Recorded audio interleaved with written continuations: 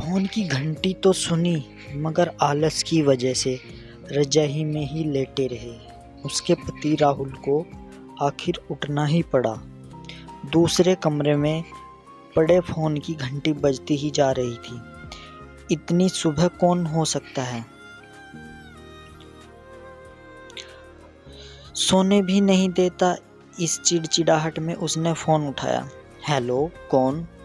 तभी दूसरी तरफ से आवाज सुन सारी नींद खुल गई। नमस्ते पापा। बेटा, बहुत दिनों से तुम्हें मिले नहीं, सो हम दोनों 11 बजे की गाड़ी से आ रहे हैं।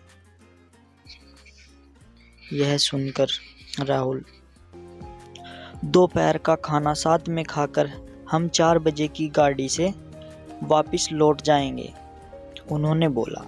हाँ पापा, मैं स्टेशन पर आपको लेने आ जाऊंगा, राहुल ने बोला। फोन रखकर वापस कमरे में आकर उसने रचना को बताया कि मम्मी पापा 11 बजे की गाड़ी से आ रहे हैं और दोपहर का खाना हमारे साथ ही खाएंगे। रजाई में घुसी रचना का पारा एकदम 7वें आसमान पर चढ़ गया। कोई इतवार को भी सोने नहीं देता, अब सबके लिए खाना बनाओ, पूरी नौकरानी बना दिया है। गुस्से से उठी और हक्का बक्का हो और बाथरूम में घुस गई। राहुल हक्का बक्का हो उसे देखता ही रह गया। जब वो बाहर आई, राहुल ने पूछा, क्या बनाओगे? गुस्से से भरी रचना ने तनुक जवाब दिया, अपने को तल के खिला दूंगी। राहुल चुप रहा और मुस्कुराता हुआ तैयार होने में लग गया। स्टेशन जो जाना था राहुल को। थोड़ी देर बाद गुस्सेल रचना को बोलकर वो मम्मी पापा को लेने स्टेशन जा रहा है। वो घर से निकल गया। रचना गुस्से में बड़बड़ाती हुए खाना बना रही थी। दाल सब्जी में नमक मसाले ठीक है या नहीं की परवाह किए बिना बस कड़छी चलाए जा रही थी। कच्चा पक्का खाना बना बेमन से पराठे तलने लगी, तो कोई कच्चा तो कोई जला हुआ। आखिर उसने सब कुछ खत्म किया, नहाने चली गई। नहा के निकली और तैयार होकर सोफे पर बैठ मैगजीन के पन्ने पलटने लगी। उसके मन में तो बस यह चल रहा था कि सारा संडे खराब कर दिया, बस अब तो आए, खाएं और वापस जाएं। थोड़ी देर में घंटी बजी तो बड़े बेमन से उठी और दरवाजा खोला। दरवाजा खोलते ही उसकी आंखें हैरानी से फटी की फटी रह गई और मुंह से एक शब्द भी नहीं निकल सका।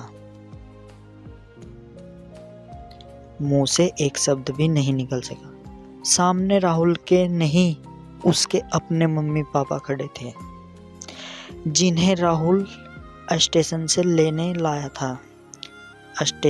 लाया था। मम्मी ने आगे बढ़कर उसे पकड़कर, अरे क्या हुआ? इतनी हैरान परेशान क्यों लग रही हो? क्या राहुल ने बताया नहीं कि हम आ रहे हैं? जैसे मानो रचना की नींद टूटी हो।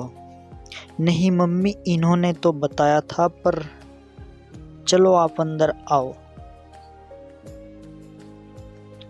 राहुल तो अपनी मुस्कुराहट रोक नहीं पा रहा था। कुछ देर इधर उधर की बातें करने में बीत गया। थोड़ी देर बाद पापा ने कहा, रचना गप्पे ही मारती रहोगी या कुछ खिलाओगी भी?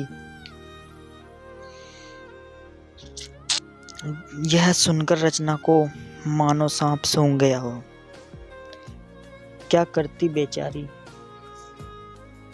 को अपने हाथों से बनाए अधपके कच्चे जले हुए खाने को परोसना पड़ा।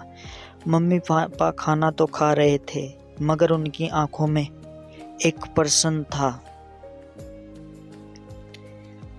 जिसका वो जवाब ढूंढ रहे थे।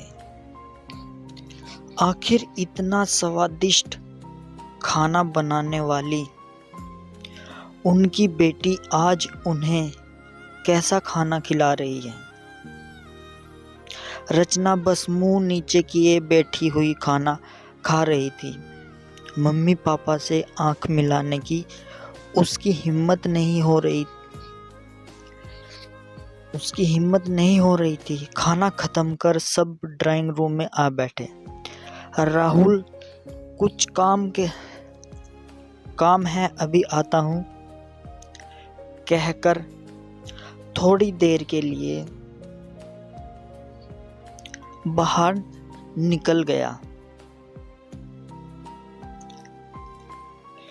राहुल के जाते ही मम्मी, जो बहुत देर से चुपचाप बैठी थी, बोल पड़ी, क्या राहुल ने तुम्हें बताया नहीं था कि हम आ रहे हैं?